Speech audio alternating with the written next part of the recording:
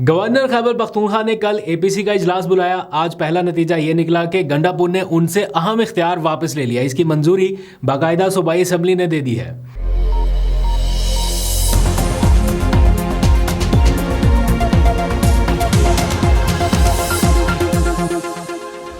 बिस्मिल्लाहिर्रहमानिर्रहीम, अस्सलाम वालेकुम। पाकिस्तान और दुनिया भर में देखने और सुनने वालों को अब्दुल कादिर का सलाम। मुल्क की सियासी सूरत हाल में डेडलाइंस की एंट्री चल रही है। इस टाइम एक डेडलाइन इमरान खान की जानिब से आई 13 दिसंबर तक और दूसरी डेडलाइन मौलाना की जानिब से आ रही है 8 दिसंबर तक। कम से कम डेडलाइन के मामले पर दोनों जमातें सेम पेज पर दिखाई दे रही हैं, क्योंकि डेडलाइन है हुकूमत के लिए। इमरान खान की जानिब से जो डेडलाइन है वो बुनियादी तौर पर बामानी मुज़ाकरात के लिए है, और साथ ही ये जो हालिया वाक़यात हुए 9 मई के वाले भी और 26 नवंबर वाले भी, इनकी जुडिशल साइड पे तहकीकात के लिए वो चाहते हैं कि एक जुडिशल कमीशन कम से कम तश्कील दिया जाए जिसमें सुप्रीम कोर्ट के जजेस शामिल हों और वो तहकीकात करें।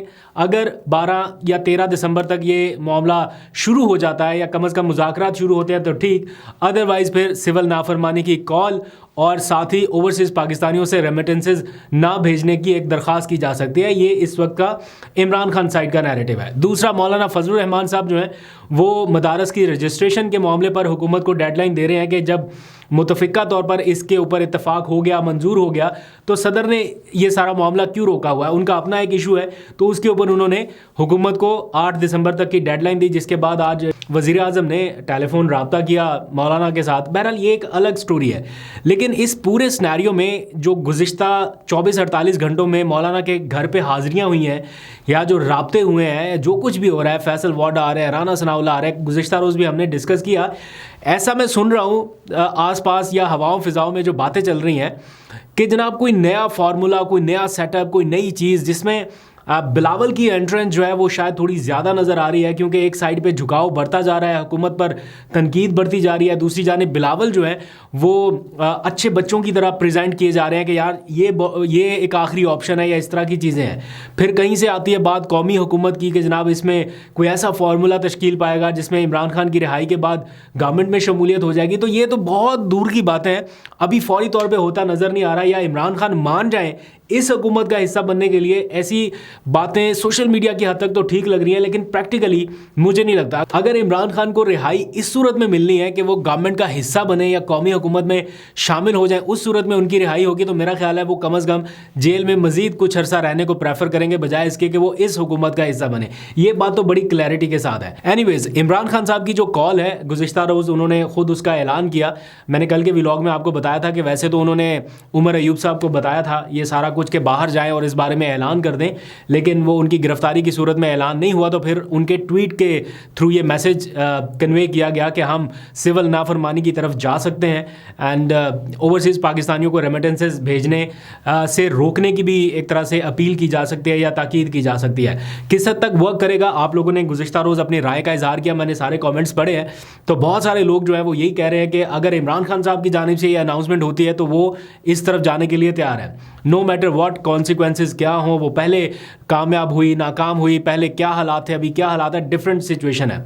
लेकिन एक चीज़ आपने नोटिस की है, अगर नहीं की तो अभी ज़रूर कीजिएगा, बेशक इस व्लॉग के दौरान या व्लॉग ख़त्म होने के बाद आप नोटिस ज़रूर कीजिएगा कि इमरान खान के उस ट्वीट को पार्टी के अपने आला सतह के कितने लीडर्स हैं जो रेगुलर ट्विटर इस्तेमाल कर रहे हैं, लेकिन वो उसको रीट्वीट नहीं कर रहे, उसको कोट ट्वीट नहीं कर रहे, उसके ऊपर अपनी राय का इजहार नहीं कर रहे। मैंने थोड़ी देर पहले चेक किया, फ्रॉम टॉप टू बॉटम अगर आ जाए, मैंने चेक किया पाकिस्तान तहरीक इंसाफ के सेक्रेटरी इत्तलात शेख वकास अकरम साहब बड़ा अच्छा काम कर रहे हैं, काफ़ी एग्रेसिव उनकी वॉइस है, काफ़ी जांफशानी से काम करते दिखाई दे रहे हैं। लेकिन उनके ट्विटर हैंडल पे मैंने देखा इमरान खान का ट्वीट रीट्वीट भी नहीं है, उसको कोट करके उसको इंडोर्स करना या उस बारे में कोई अपनी ओपिनियन देना तो दूर की बात है।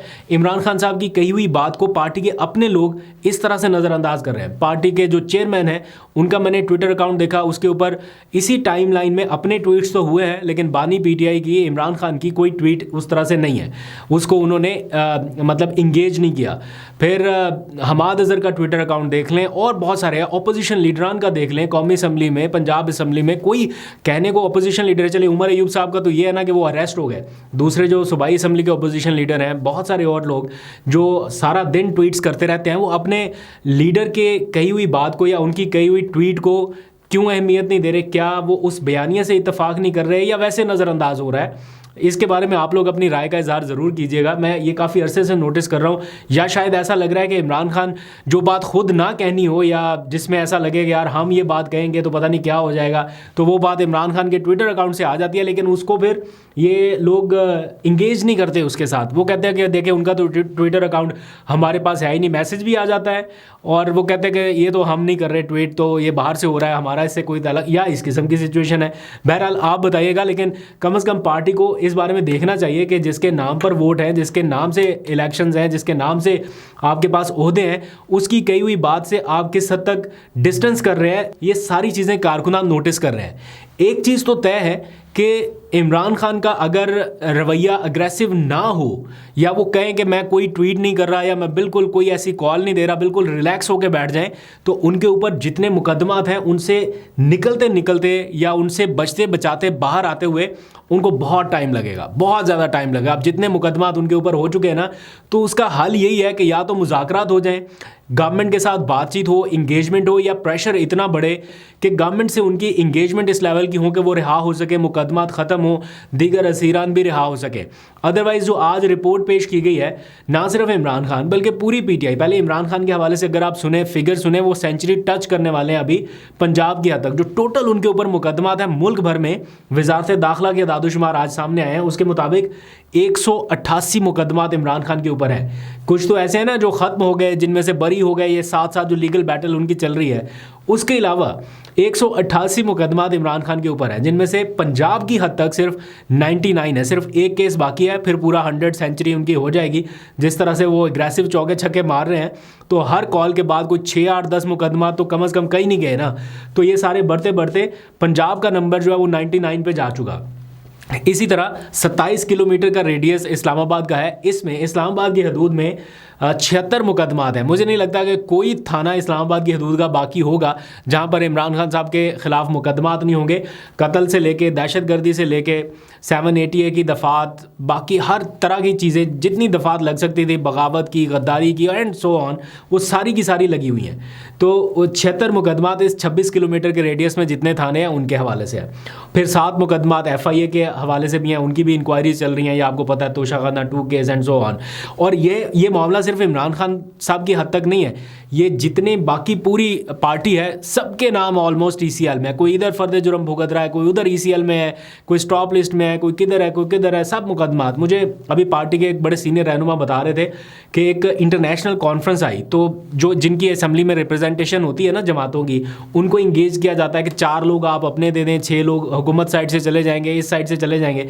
तो जब PTI से रब्ता किया गया कि आप अपने 6-8 नाम दें, तो पूरी पार्टी सोच में पड़ गई। वो जिससे पूछते थे उसका नाम ECL में, जिससे पूछते थे उसके ऊपर मुकदमा, जिससे कोई ऐसा बंदा नहीं था जिसका नाम स्टॉप लिस्ट में ना हो, ECL में ना हो, जो बाहर जाने की पोजीशन में हो। मेजॉरिटी में से बात कर रहा हो सकता है कोई 5-10 लोग रह गए हों, या जिसका नाम फॉर एग्जांपल बैरिस्टर गौहर या 1-2 और लोग जिनके नाम नहीं है। अदरवाइज़ ये बात मुझे सीनियर लीडरशिप ने बताई कि हम जब लिस्टिंग कर रहे थे कि यार किस किस को भेजें, तो जिससे पूछ रहे थे वो कह रहा था कि मैं तो जा ही नहीं सकता, नाम ECL में है। तो इस तरह की सिचुएशन है। मुकदमात भी इसी तरह आप देखें ना, ऑपोजिशन लीडर एक जमात का जो है वो बार बार अरेस्ट हो रहा है, बार बार, कभी कौमी असम्बली से हो रहा है, कभी बाहर से हो रहा है, कभी किधर से। तो ये सारी इस तरह की सिचुएशन है। एनीवेज, ये गुज़िश्ता रोज़ जो फ़र्द जुर्म आयद हुई ना इमरान खान साहब से लेके सारी लीडरशिप के ऊपर, जितने भी इनके लोग थे, ये GHQ वाला हमला केस, तो कहने को तो ये बड़ी एक डिस्टर्बिंग खबर थी। लोग बड़े मायूस थे कि यार फ़र्द जुर्म ही आयद हो गई। फ़र्द जुर्म का मतलब कि अब ट्रायल आगे बढ़ेगा या जो भी है। तो एक स्टेज होती है ना मुकदमे की, किसी भी मुकदमे की, तो उस फ़र्द जुर्म के बाद फिर मुकदमा ज़रा तेज़ होता है। तो मैं देख रहा था जिन लोगों से मेरी बात हो रही थी वो इतने खुश थे। किस बात से खुश थे भला? इस बात से नहीं कि फ़र्द जुर्म आयद हो गई, इस वजह से खुश थे कि उनकी इमरान खान से मुलाकात हो गई। क्योंकि फ़र्द जुर्म लगती तब है जब सारे एक जगह पे मौजूद हों। तो जितने लोग इमरान खान से मिल गया है, वो कोई किसी का इधर सोशल मीडिया पे इंटरव्यू चल रहा है, वो अपने ऊपर लगी फ़र्द जुर्म को भूल गए। वो कहते हैं इमरान खान से मिल के आए हैं, आज इतने टाइम के बाद अपने लीडर को देखा। तो कल जो मैंने आपको बताया इमोशनल सीन्स, जिस तरह से इमरान खान अपने पुराने लोगों को मिल के खुश हुए, उनको गले लगाया। मैंने बताया आपको उस्मान डार का ख़ास तौर पे जो सीन था, वो मुझे किसी ने बताया कि वो इतना इमोशनल सीन था, कितनी देर तक वो आपस में गले मिले रहे। और उनको बाकायदा आवाज़ दे के बुलाया गया और ये ज़िक्र हुआ बाकायदा कि आप लोगों के साथ जो हुआ उससे मैं वाकिफ़ हूँ। इमरान खान ने खुद अल्फाज गए वहाँ पे कि मुझे बहुत अच्छे से पता है कि जो फैमिली के साथ हुआ, जो कुछ भी हुआ और जिस तरह से उन्होंने चीज़ों को आगे लेके चला तो उनको अप्रिशिएट भी किया। तो इमरान खान के पास सारी नॉलेज है, लेकिन उनके जो लोग हैं, कहने का मकसद ये है कि वो अब इन चीज़ों से भी नहीं घबरा रहे कि फ़र्द जुर्म आयद होगी, सिर्फ लीडर को देख के खुश थे। अच्छा जी, अब आ जाइए ज़रा जो स्टार्टिंग में मैंने आपको अपडेट दी थी कि APC बुलाई गवर्नर खैबर पख्तूनख्वा ने, जो पीपल्स पार्टी के हैं, और आज उनसे एक अहम इख्तियार वापस ले लिया गया है। वो ये है कि पहले बाय डिफ़ॉल्ट ये होता था कि जितनी भी सूबे की यूनिवर्सिटीज़ हैं उनका चांसलर जो होगा वो गवर्नर होगा। ये बाकी सूबों में भी ऐसा ही है मेरा ख्याल है, लेकिन KP ने ये बदल दिया कि जनाब गवर्नर साहब के पास अब ये इख्तियार नहीं रहेगा कि वो सारी यूनिवर्सिटियों के चांसलर हैं, बाय डिफ़ॉल्ट चांसलर हैं और जा रहे हैं तकारीब में, जा रहे हैं जनाब कोई यूनिवर्सिटी बुला रही है, फिर वहाँ पे खिताब होता है, फिर गवर्नमेंट को लताड़ते हैं, फिर वही सारा एपिसोड एक पूरा चल पड़ता है ना। तो उन्होंने जो सूबाई असम्बली है उन्होंने एक बिल मंजूर कर दिया जिसके तहत ये सारा इख्तियार वापस आ गया है टू चीफ मिनिस्टर, यानी गंडापुर साहब जो है वो अब बाय डिफ़ॉल्ट चांसलर होंगे तमाम यूनिवर्सिटियों के। जिस यूनिवर्सिटी को बुलाना है वो गवर्नर की बजाय अब वज़ीर आला को बुलाएगी। तो ये रिसेंट अपडेट थी वहाँ पे। फिर गुज़िश्ता रात जो एक वो हुआ APC कॉन्फ्रेंस हुई, उसका क्या हासिल रसूल निकला मुझे कोई इतना आइडिया नहीं है, लेकिन ये पता चला है कि उन्होंने बुलाया था तो PTI ने बाइकआउट कर दिया।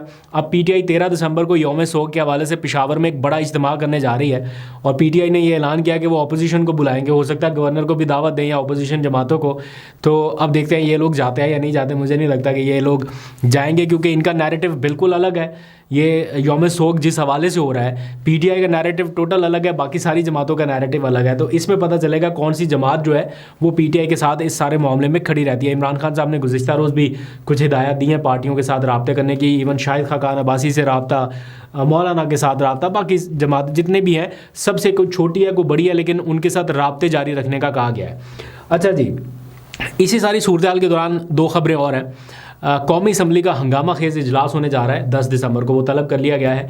इमरान खान ने भी हिदायत की थी अपने लोगों को कि रिक्वेजिशन जमा कराएं, इजलास बुलाया जाए। वो रिक्वेजिशन जमा होने से पहले ही गवर्नमेंट का इंटेंट था इजलास बुलाने का, क्योंकि उन्होंने कोई कानून साजी करनी है, कोई फेक न्यूज़ का मसला दरपेश है हुकूमत को, और हुकूमत चाहती है कि जो पहले सख्त सज़ाएँ हैं वो नाकाफ़ी हैं, इससे भी ज़्यादा सख्ती की जाए, इससे भी ज़्यादा सख्त सज़ाएँ दी जाए। बेशक हुकूमत के अपने लोग कोई फेक न्यूज़ डालें फैलाएँ उससे कोई फ़र्क नहीं है, लेकिन जो उनके ख़िलाफ़ जाए उसको सख्त सज़ा देने का मकसद है और उसके लिए बिल जो है वो लाए जा रहे हैं कौमी असम्बली में।